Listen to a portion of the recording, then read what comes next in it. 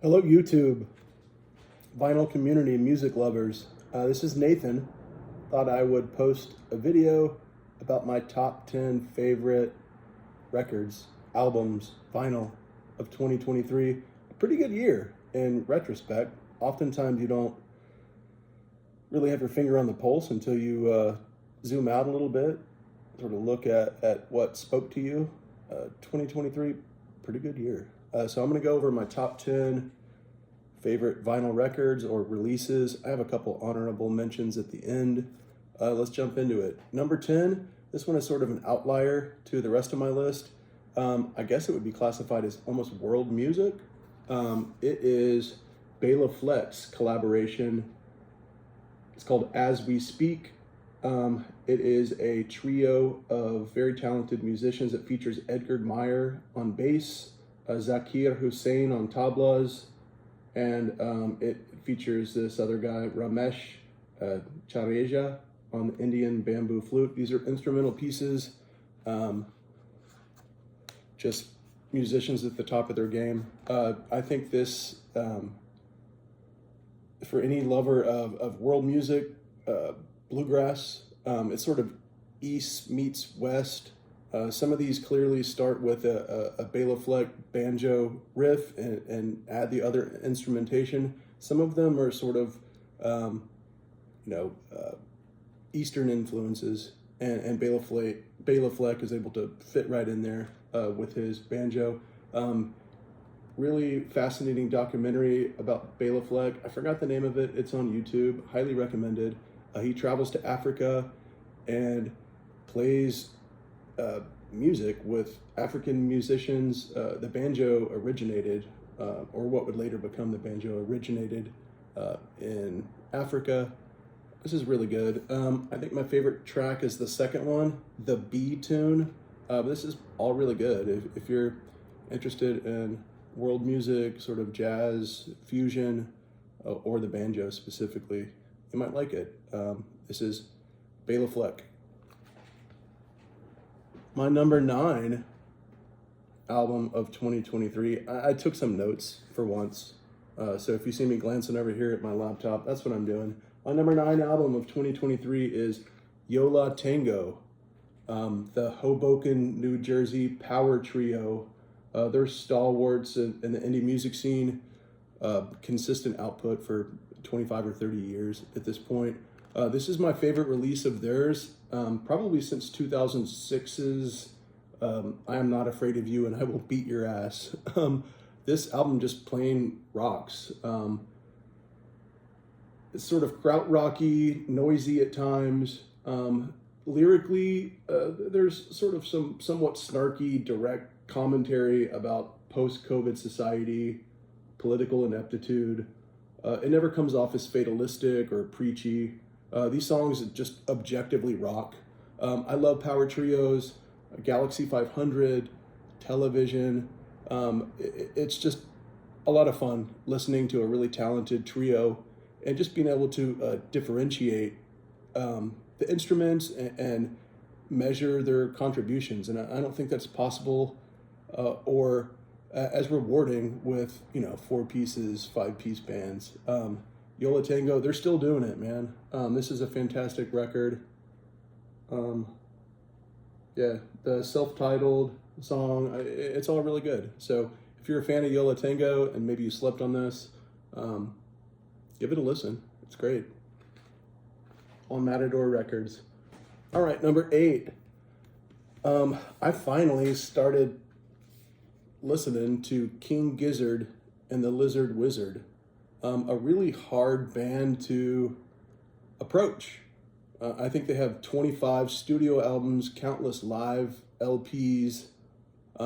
These guys are an Australian psych rock weirdos. This release is called The Silver Chord, and it is very synth heavy. I'd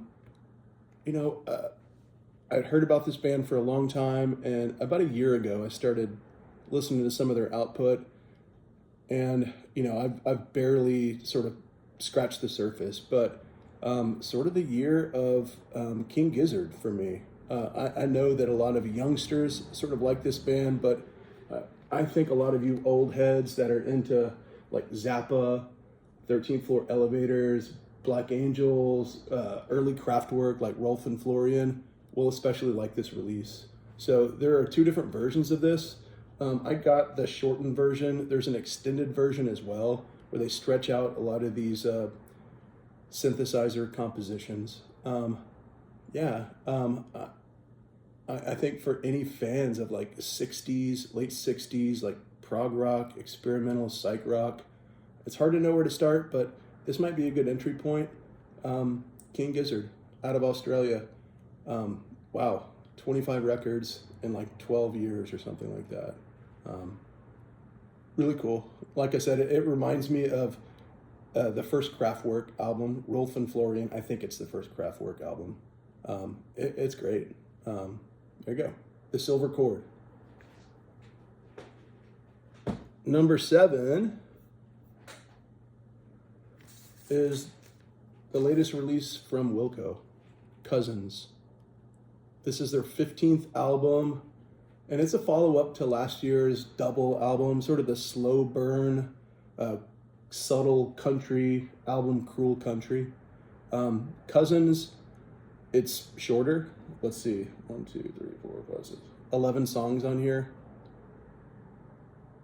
And I gotta say, this is a sort of a return to form. I'm a big Wilco fan, and I would say since 2015 Star Wars, for the most part, their albums have been a little bit more mellow, a little bit more Jeff Tweedy oriented.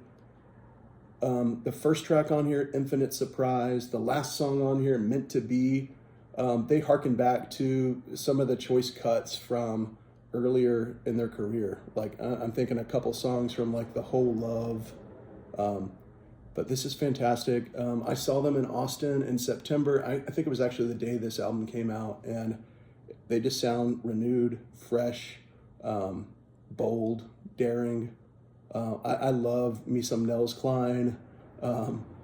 He's on full display here. So if some of the more recent Wilco releases have been sort of snoozers, or you haven't really invested, I think for sure that there's some songs that will jump right out and sort of maybe rekindle your love from some of their early output. So yeah, that is number 7. Number 6, this is probably the most divisive on my list this year. It's one of those that you'll either love it and appreciate it, or you will absolutely hate it. And it is Brooklyn's Joanna Sternberg. So this album was called I've Got Me. Like I said, it's probably a love it or hate it type release. It's ramshackle, it's stripped down, sort of bedroom crafted, earnest. I really enjoyed this release. I think fans of bands like Moldy Peaches and Kimya Dawson from Moldy Peaches, Joanna Newsom, different last name, same first name, or Daniel Johnston will like this. She has, or they have, I should say, a childlike voice. It's stripped down instrumentation. It sounds like music that Charlie Chaplin might dig. I know that sounds crazy. Some of the lyrics might come off as a little bit too personal, naive, maybe even cringy, but the hooks are catchy, classical. I think the simple instrumentation, relatable subject matter, it solidifies this release as something that I'll certainly come back to, and I think it will outlast many other lauded indie releases of this year. I think you'll know within a minute if you like this album or not, and I recommend you checking it out. The title track, I've Got Me, it's the first song. There's a track called Drifting on a Cloud, People Are Toys to You, they're standouts for me.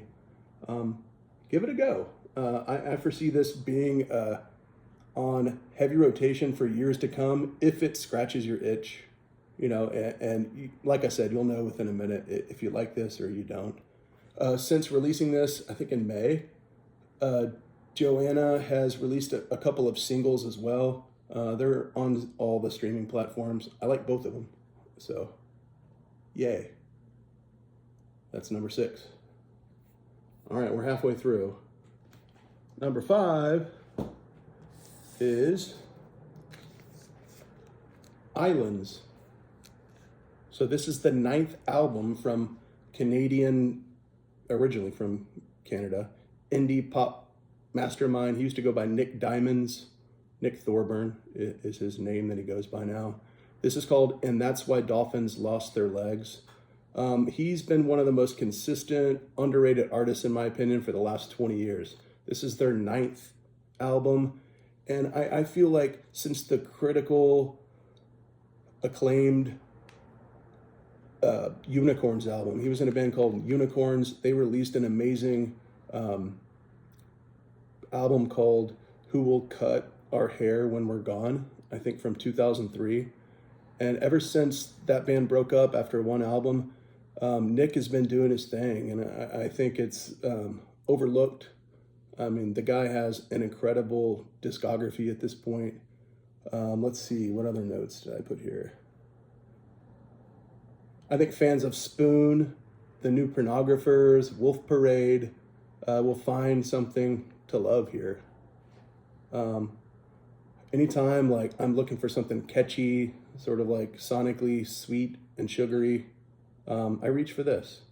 Islands never disappoint. Standouts for me, Life's a Joke, Headlines. My favorite is like a saxophone garnish song called Bite My Tongue on the B-side. They're hard not to like. They stopped by Austin and it was an amazing show. Yeah, there you go. So of their 9 albums, this one has to be top 3. Yeah. All right, number 4. This is the 4th release and the first release in 8 years from Trevor Powers, who goes by Youth Lagoon. This album is called Heaven is a Junkyard. What started as sort of a bedroom experimental dream pop project has morphed over time. At first, like his first couple of releases, sort of like whispering lo-fi dream pop, and he's retained his identity, but the music has become more confident. His lyrics sort of describe the granular aspect of everyday life and the struggles of family. I've been following Youth Lagoon since the beginning, and all of his releases have 1, 2, or 3 songs that I adore. But I think this one is his most consistent and probably approachable.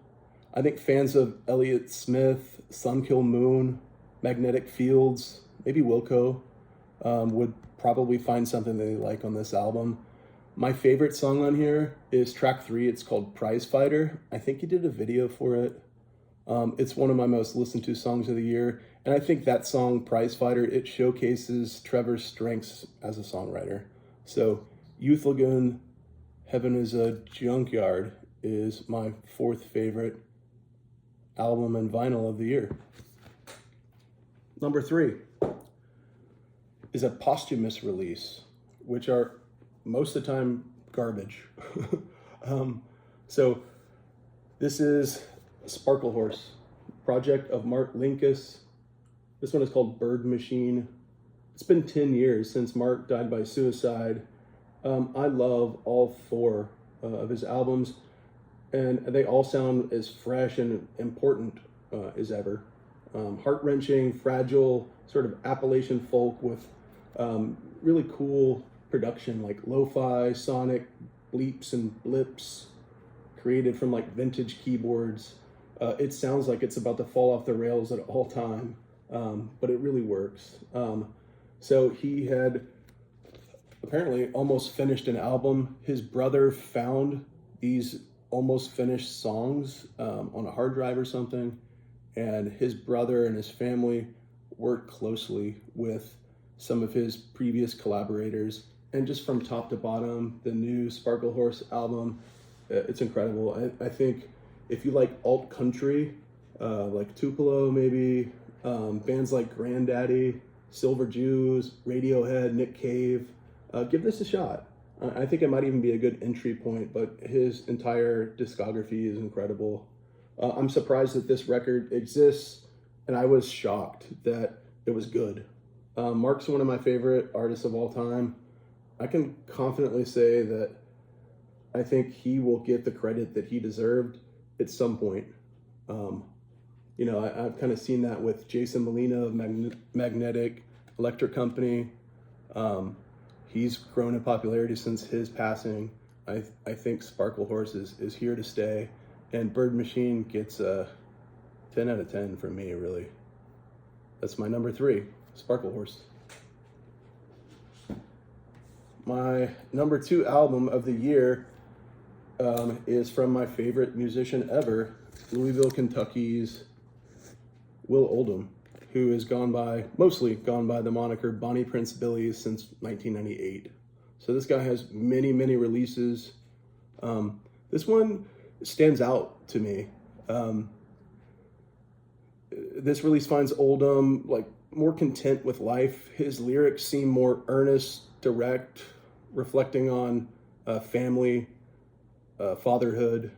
Oftentimes Will removes himself personally, and it's clearly not the speaker of many of his songs, but this one I feel like he's in his own skin. He's speaking about his life, and he has some truths about life. It's very poignant, insightful.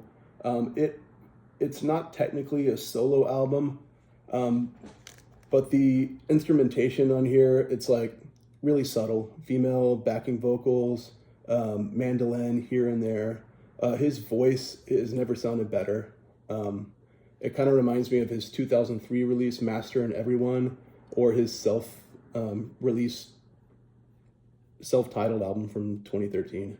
I think fans of Bob Dylan, Van Morrison, The Microphones, Merle Haggard, Springsteen, Nebraska, Lamb Chop, Nick Drake, will appreciate this stripped-down singer-songwriter release.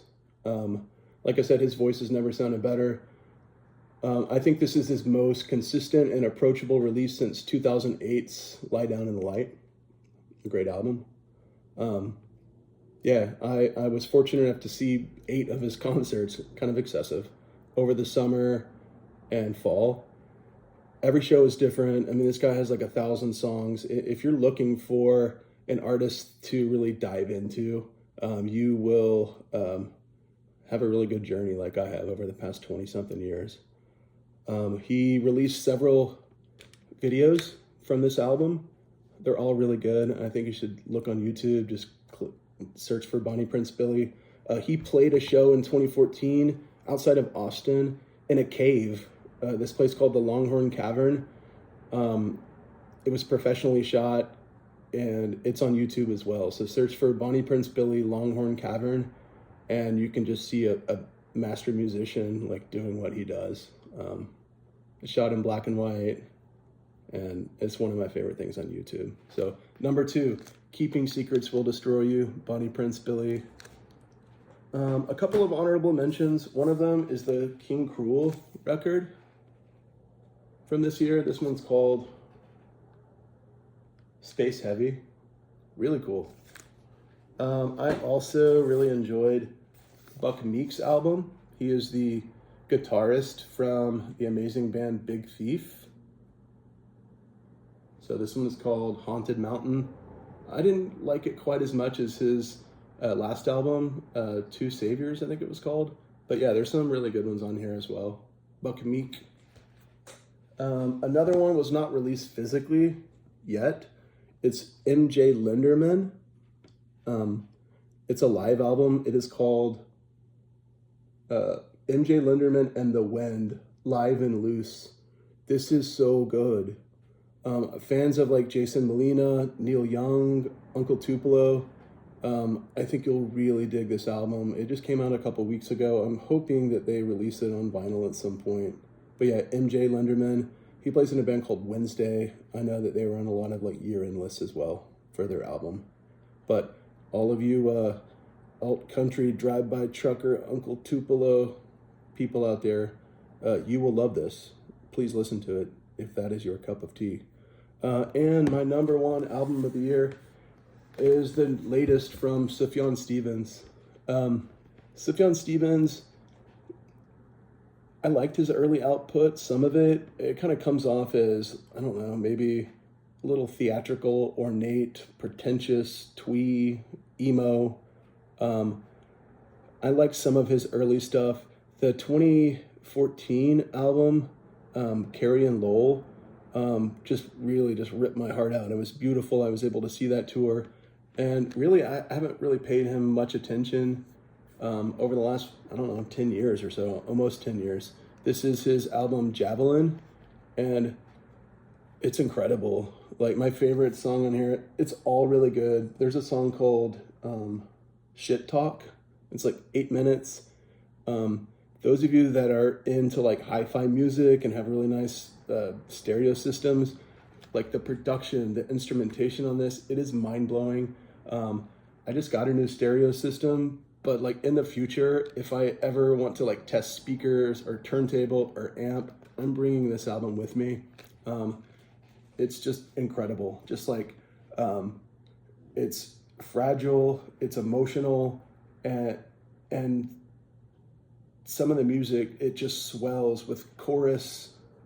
There's like really cool, like almost like Graceland sort of like backbeats and stuff. Really difficult to describe, but this was the album of the year for me. Sfon Stevens.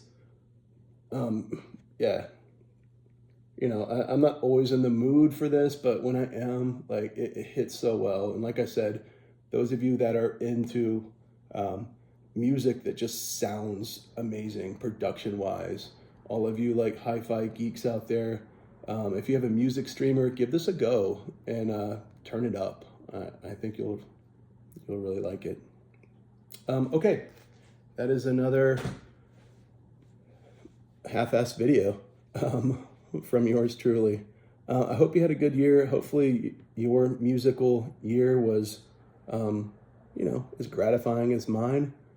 If you have any favorites of the year, leave them in the comments. If you have heard any of the albums that I showed, let me know if you like them. I hope you're well. I probably won't post anything until 2024, so see you when I see you. Happy holidays. Hope you have quality time with your family. And here's hoping to 2024 and some more amazing releases and live shows. All right, I'm out of here. Bye.